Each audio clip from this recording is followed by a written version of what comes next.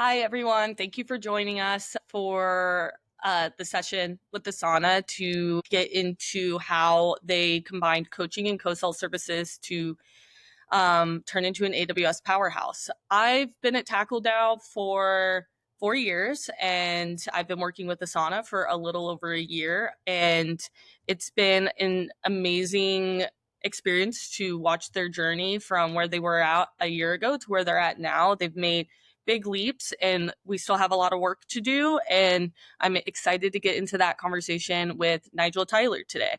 Nigel, do you want to introduce yourself?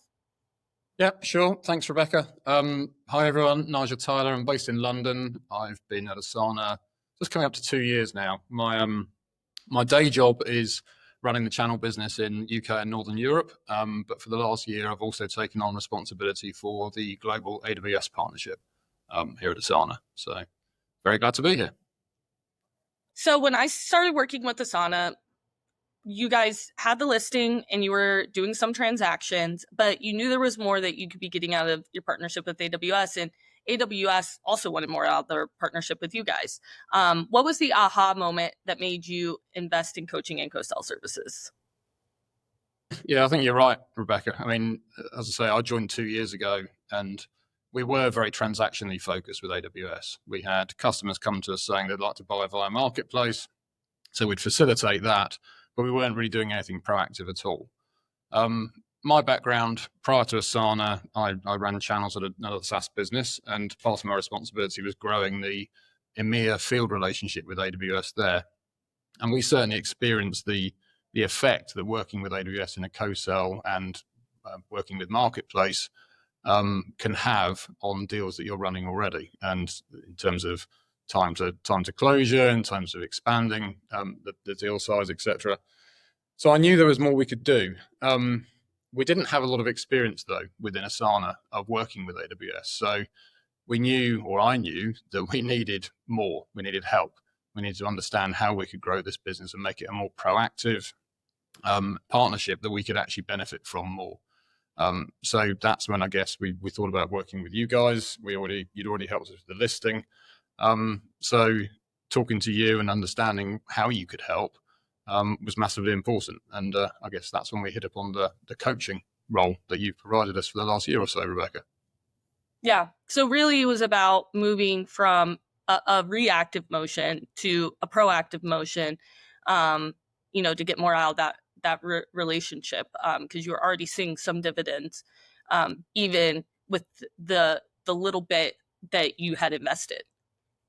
Very much so, and I think we have traditionally been a very direct focused business, and the advantage of AWS is that enables you to carry on being a direct focused business, and utilizing the relationships with AWS.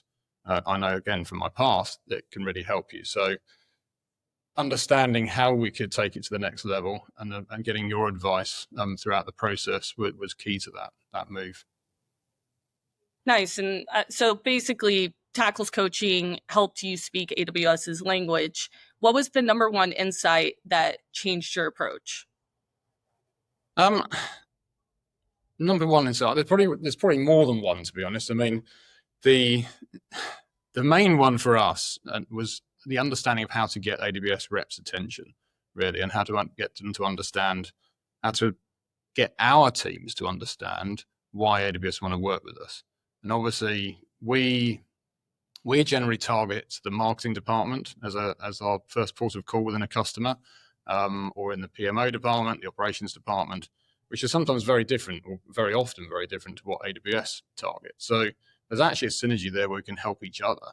And I think getting our reps to understand that, it's not just about AWS helping us. Part of the reason they'd want to help us is because we can help them get to different buying centers, etc. So I think you provided us that knowledge of, I guess, how to really start interacting with the AWS teams, and understanding how to bring that forward. Yeah, and there's so many insights that I think we've learned from working together, and we'll get more into that in the discussion. I think you guys have done some really like awesome investing with AWS from not just a co-sell perspective, but the co-build, and the co-sell was is a part of that journey as well. So I think more on that later in the session. So tell me a little bit about how Tackle's co-sell team helped you operationalize this. The co-sell team, so that was an interesting one. So obviously, even though we had identified the need to move to a more proactive type relationship, we had done a lot of enablement with our sales teams. We'd enabled them to be a bit self-sufficient and understand how to get in touch with AWS teams, how to talk to them, how to interact with them, how to do that, how to then leverage marketplace. We were still finding it slow traction.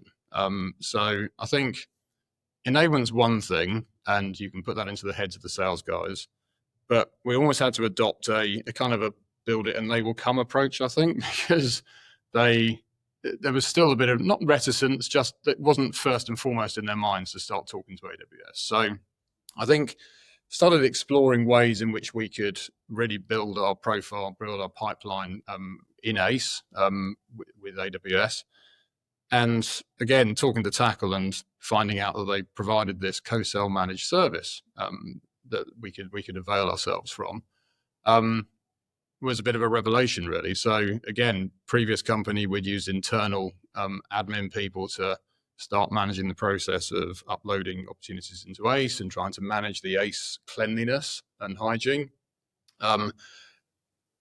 We had people internally who could have done that, but they had no knowledge of AWS. So it would have been a case of really explaining to them why they were doing it, how to make it work, etc. So being able to leverage Tackle's co-sell managed service was really key to a really fast start in leveraging and really speeding up our co-sell motion. So the fact that they've got a wealth of knowledge in how AWS work, and are really able to advise us rather than us having to, or myself having to advise an internal administrative team to do this. It's been made a world of difference to us. Yeah, it sounds like being able to work with our co-sell team allowed you to skip a lot of the convincing as to like, hey, this is why you should buy in, and get directly into like the programming.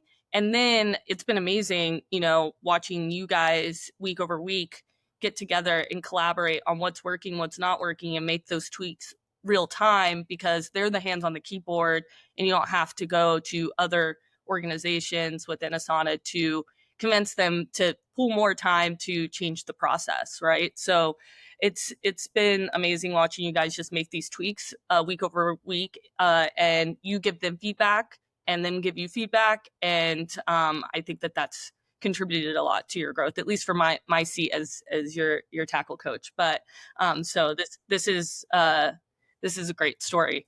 I completely agree. And I think that process, I mean, we've effectively started from scratch here with our AWS process, and being able to iterate the process on week on week, depending on what's been working, where we've seen success, where we've seen slight, I guess, points of friction internally, maybe sometimes with things we've done.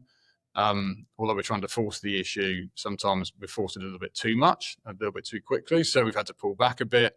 And being able to, as you say, just sort of flex on a weekly basis through discussion has been great. And I think we've finally landed at a place where the interactions we're seeing now between our AEs internally at Asana and the AWS AEs are really escalating on a volume basis, but also on a quality basis as well. And I think that's something you said earlier that I thought was like really important to call out is kind of the order of operations to where you got here today. Like when you tried to do a completely seller-led motion without really having much of the scaffolding or expertise in place to get your like sellers bought in and maybe their sales managers, we didn't really see much traction. So being able to do a lot of the proactive work for them, and then them seeing like, oh, AWS wants to talk to me about this account. I want to know more about this account from their perspective. And then now, at least what I'm seeing is more organic engagement week over week. Would you say like that's been the case? 100%. Yeah, I think it's like you can have all the theory in the world. I mean, I've got previous experience, so then I sound like a broken record. I know it works, but unless you can experience it working, you don't necessarily believe it works.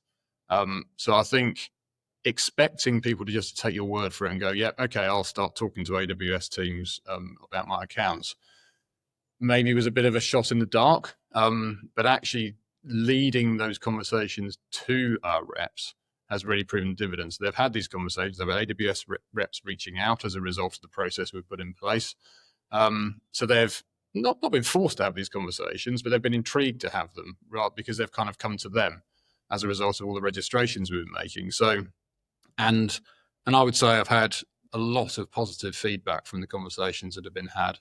Now, we're still very early days in our process, and we've been running the managed service since, what was it, about October last year, Rebecca, wasn't it, I think? Yeah, September, October is when you guys signed on. Yeah, so we're 6-7 months into it, and I think again the interactions we're having and the conversations that people are having are just exponentially so much better now. Yeah, it's turned into why am I getting this email to hey, can I get in touch with them? Can you submit this opportunity for me? And I love seeing that the feedback shift. That kind of goes into the next question, which is what metrics proved this was working? I think there's kind of two different types of metrics. There's what we just discussed a minute ago, I think, is more the intangible ones where I know, because I'm copying on all the emails, the sheer volume of interactions that are happening now compared to 6 months ago. And those interactions are going to lead to more, I guess, more tangible metrics over time.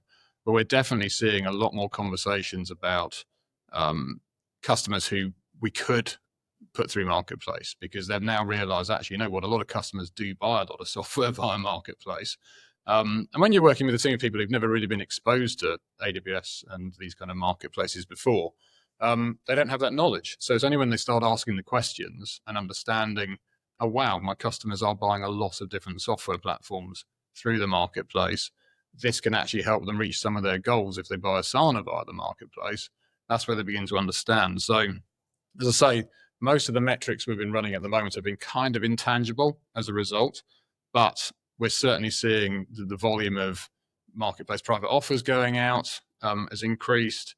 We've seen those closing. We've seen the pipeline that we're building up with AWS, that's proper pipeline, not just registered deals now, is growing as well. So we can see that in our sales force. The number of opportunities that marketplace is attached as a channel is growing hugely. So yeah, we expect over the next 12 months for these metrics to get way more tangible and way more demonstrable of the success that we're having. Yeah, and I think that's very typical of the maturity journey of marketplace. First we just want to see interest and engagement, and then we want to track that with things like that you mentioned here around deal cycle closing and marketplace revenue. And I think you guys are well on that way. What's the number one tip for companies who feel stuck in their AWS partnership? I think it's been funny coming into this sort of almost brand new into a process that I thought existed. I think make sure you're set up for success from the start. I think understand, either by working directly with AWS or working with Tackle, understand what it's going to take from a process perspective, from an operational perspective, to ensure that everything is set up correctly so that you don't get points of friction when you start building it up and accelerating the business. Because we've had situations where we've realized in the last 6-7 months, with the volume increase in interactions and requests, that actually some of our processes weren't set up properly, and maybe we could have done with some better advice early doors to make sure this wouldn't happen. So I think that's one main bit of advice, is make sure that you take the advice up front if you're considering investing in this process, to be set up for success operationally. The other big piece of advice is enablement. And I think massive call out to Rebecca here is that we've done a lot of enablement together jointly, globally in different time zones. We've both had to work awkward hours for some of these, but I think it's just it's not a one and done type of enablement session. It's You can't expect people to take it away. You record the session, people won't necessarily watch it. You just got to keep hammering it home and making sure they understand, because it is unique. I mean, AWS isn't. People often view it as a reseller channel. It's not a reseller channel. Anyone watching this probably knows that already. And I think making the teams internally understand how to get the most out of it is really important. You can only do that via enablement and then experiencing it themselves. So I think they're the two things: set yourself up for success operationally, and make sure the enablement is ongoing with your internal teams. So Nigel, I love what you said about enablement not being a one and done. And I feel like even when I first started in this engagement with Asana, that was something that we realized that we needed to do. Something that I think you guys have done really well is enablement in several mediums. Can you tell me a little bit more about what you feel like is working best, and what other companies in your position might want to invest more in from an enablement perspective? I think, yeah, you're right. I mean, we have got several mediums. I mean, we've built a high spot page as the first port of call. So that's the tool that we use internally for all our sort of resources, etc. So we've built an AWS specific high spot page with a lot of content on there, with videos and recordings of other enablement sessions that we've held. We've held sort of large enablement sessions. So we've done sort of one for the entire EMEA sales team, one for the North American sales team, one for the APAC sales team. But then we've individually sort of carved it up and taken different regional teams aside and sort of done little pilot sessions with certain teams and had them sort of identify customers they'd like to go and try and speak to with AWS, and just taking little pockets and trying to see what works best. And I honestly couldn't tell you which has been the most. I mean, you also had AWS at your SKO. Don't forget that. That was the big one. We did indeed, and that was, I guess, the largest captive audience we had of any session at all, where we talked about sort of the benefits of co-sell and benefits of working through marketplace, etc. So maybe that would have had the biggest impact, because that had the entire global sales force sitting there listening to AWS themselves talk about why they would want to work with us as well.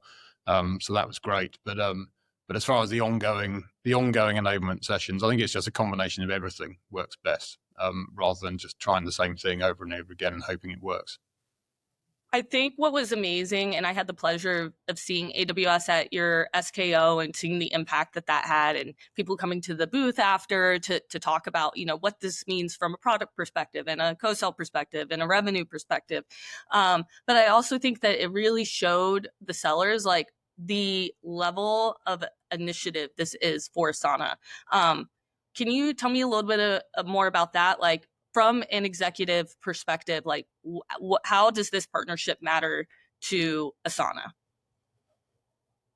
This partnership, I mean, it matters on many levels to Asana, and it's, as you alluded to earlier, it's a high priority for our executives. They've realised the importance of making this work.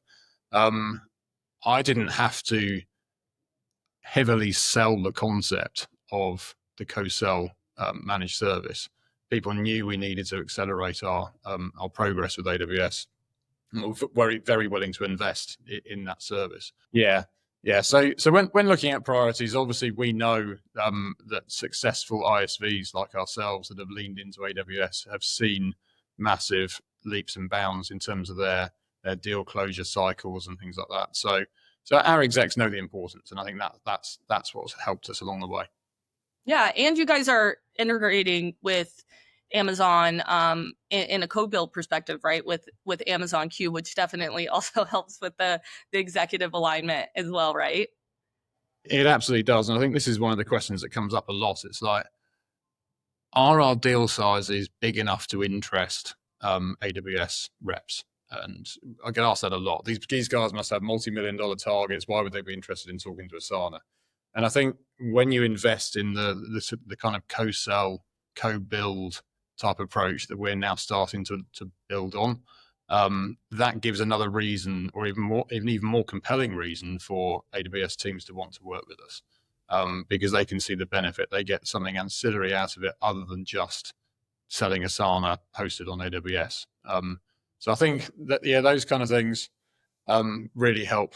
almost convince our own internal sales teams that there is value in talking to AWS reps because they would be interested in talking to us for that. They're like, this is the this is the biggest company in the world. Like Asana is a big company, but it's like, how is this moving the needle for them? And them understanding that has really been like, okay, I have something to talk about with these guys. And I think that's a big part of what we've been doing in enablement is letting them know, like, you have something important to bring to the table too. You're not just taking.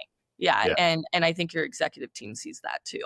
All right. So lightning round, a few quick questions. What is the biggest surprise in working with AWS sellers? I think just going back to that last point we made just then is that the biggest surprise in working with AWS sellers is how willing and keen they are to work with us. And again, I experienced this previously, and I think that whole reticence from vendor reps that AWS reps wouldn't necessarily want to talk to us is so invalid, because they do, and they love having conversations. Anything that can help them build value with their customers is always going to help. So yeah, I guess not a massive surprise to me, but certainly a surprise for a lot of people in the organization. Nigel, what's next for Asana's cloud go-to-market? Well, there's a couple of things. One that I don't want to reveal too much about, but I guess watch this space. Again, along the lines of the co-build topic that we talked about a minute ago, and how we're really trying to, I guess, lean in on that front and make ourselves way more relevant to the AWS teams. So follow Asana on LinkedIn and watch their marketing communication. Yes, exactly. I know I will be. And the other thing, we're investing in people. So we actually have our new global AWS lead just started. So I've been babysitting it for the last year, and now we're actually investing in proper headcount to take this relationship to the next level. So I guess that's a really key thing in our evolution to getting in the partnership. That's super exciting. I know I'm super excited for that too. Thank you so much, Nigel, for taking time to, answer a few questions about the strategy you guys have been investing in. And, thank you everyone who's tuned in to listen. Nigel, any last words before we close out? Yeah, no, I just want to thank you guys for having me on today. I say our AWS journey is still very much at the beginning, and we couldn't have done it without Tackle and particularly Rebecca here. I think it's been great, and yeah, we're just at the start.